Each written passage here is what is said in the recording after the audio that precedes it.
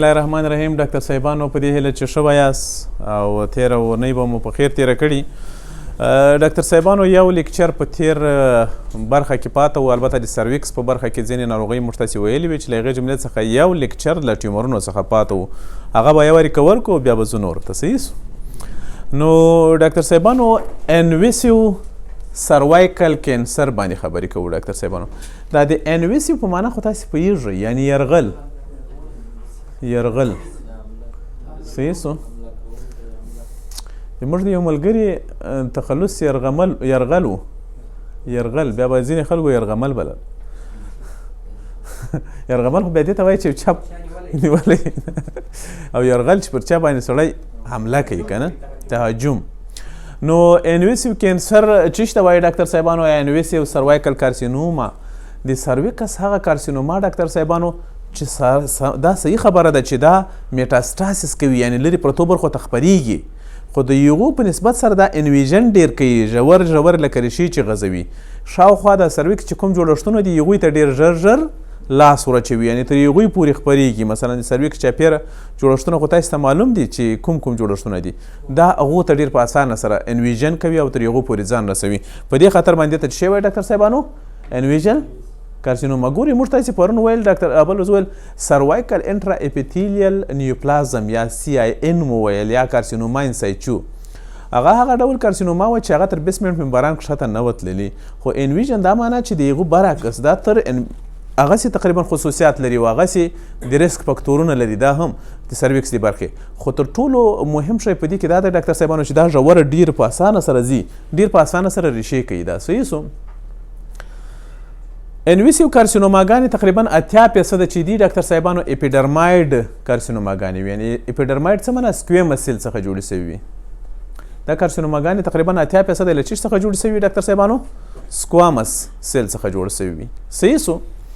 او دا ډاکټر صاحبانو دا په خاصه توګه سره د سرویکس کینسرونه چې دي په هغو هیوادونو کې چې پر مخ تللي هیوادونه دي یا مخ پر وده هیوادونه دي، په هغو کې قرار د سرویکس کینسر ډاکټر صاحبانو واقعیت کمیږي. په هغو هیوادونو کې پیښې ډېرې زیاتې دي چې هغه هیوادونه وروسته پاتې دي لکه افغانستان. ولې تر ټولو مهم شی چې په هغه هیوادونو کې چې په پرمخ تللي دي یا هم هغه هیوادونه چې هغوی ته مثلا ډېر کار سوی ده، په هغو کې هر کال هغو ښځو ته ډاکټر صاحبانو پاپ سمیر ټیسټ کیږي چې هغوی په خطر د دغه کینسر کې وي یا شک ورباندې یا په یوه خاصه سیمه کې مثلا دا سرطانونه چې ډېر عام دي، هغو سیمې ټولو ښځو ته په کال کې یو وارې څه کېږي؟ پاپ سمیر ټیسټ.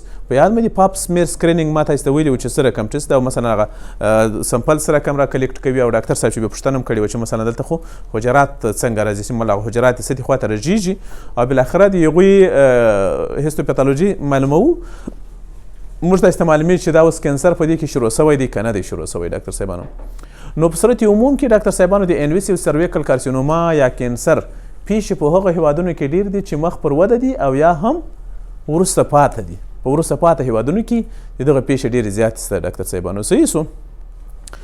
د انویسیو سرویکل کارسینوما د ریسک فکتورونه یا د خطر فکتورونه هم هغه فکتورونه دي لکه څه رقم چې موږ تاسې په CIN یعنی سرویکل انټرا اپیتیلیل نیوپلازمز په یاد مو دي یا کارسینوما ان سایچو چې و پرون چې موږ باندې خبرې کړې وې یا وړمه ورځ، هغه خطر فکتورونه دي. مثلا تر ټولو مهم خطر فکتور چې شي و هغه ښځې چې ایرلی سیکشوال اکټیویټي کوي، یعنی دا معنا چې ایج یې برابر نه وي.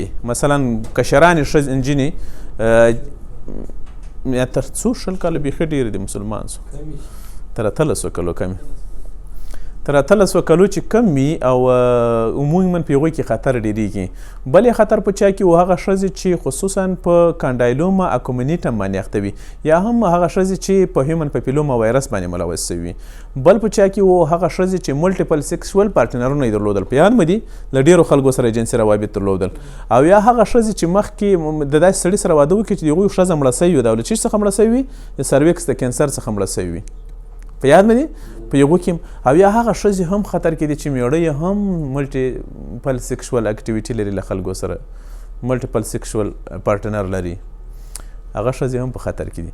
نو د دغه د خطر فکتورونه هم هغه فکتورونه دي چې موږ تاسې په CIN یا هم سرویکل انټرا اپیتیلیل کارسینوما کې نیوپلازمز کې ورباندې خبرې کړې وې. صحیح سو.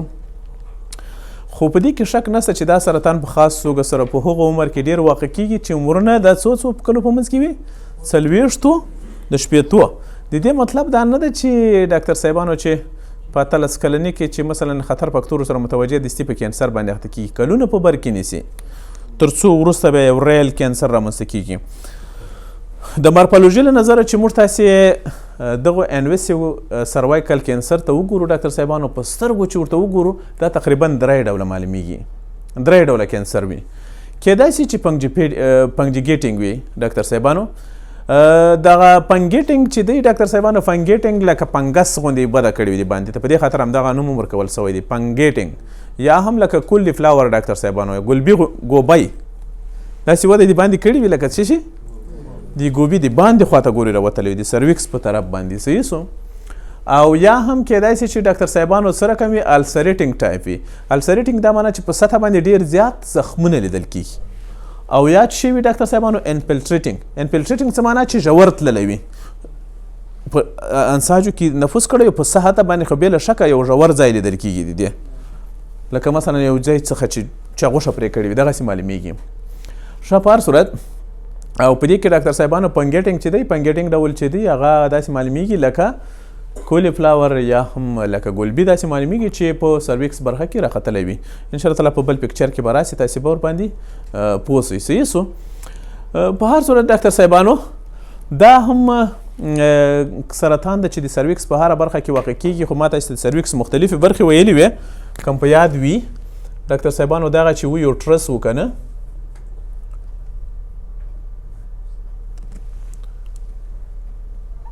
او دا وجینل کانال وکنه دا چې و ډاکټر صاحبانو د یوټرس کومه برخه ده ډاکټر صاحبانو ایکسټرنل اوس او دا انټرنل اوس. یوزولي دا د انټرنل اوس په نتیجه کې ځکه چې د انټرنل اوس ته نږدې په دغه ساحه کې موږ پوهیږو چې داخل خواته انډومیټرل اپیتیلیم کولمنر اپیتیلیم ده او دې خواته چې د سټریپایډ سکویمس نو دغه د کولمنر د دغه ترانزیشنل زون دا معنی چې تر دې ساحې پورې مثلا دغسې هموار حجرات دي که نه هموار یو دم دا حجرات پر چش باندې اوړي کولمنر د دوی د جنکشن په نقطه کې وای دغه اپیتیلیم اکثره وخت را پیدا کیږي او یا هم منشا اخلي. صحیح سو.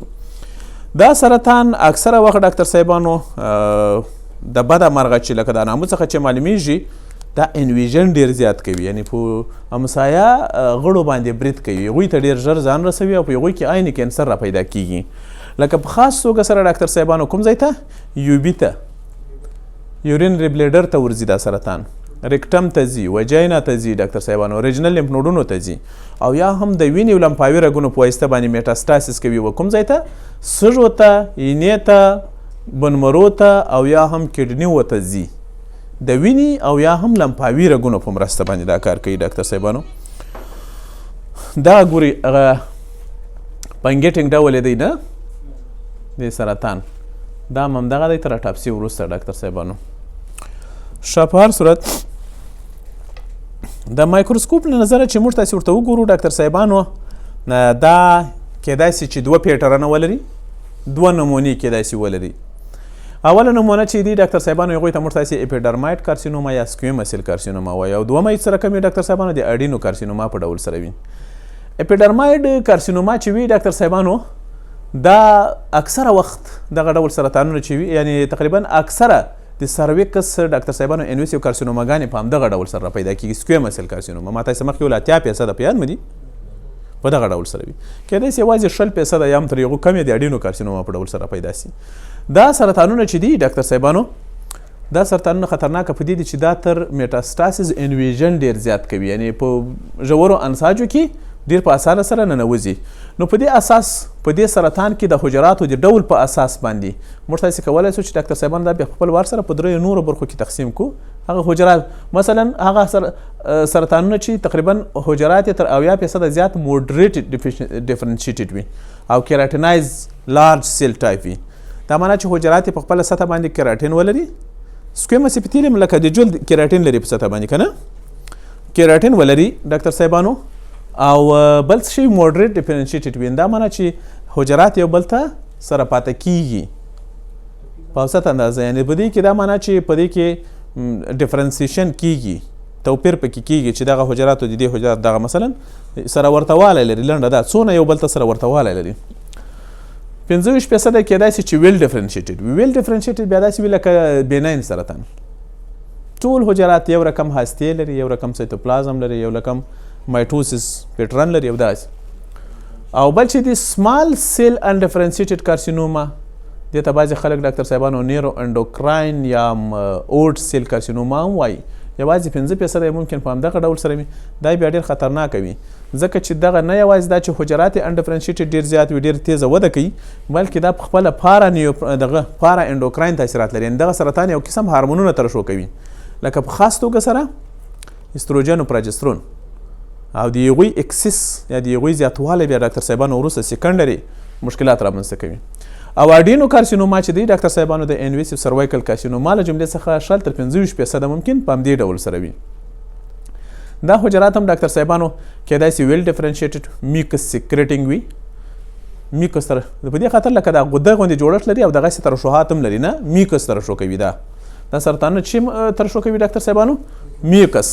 او حجرات کېدای شي چې ډاکټر صاحبانو ځینې میوکس ترشح کوي او ځینې کېدای شي چې کلیر سیل ټایپ وي چې په خپل سایتوپلازم کې ډېر دغه پریمانه ګلایکوجن لري، خو هغه بیا میوسین نه لري.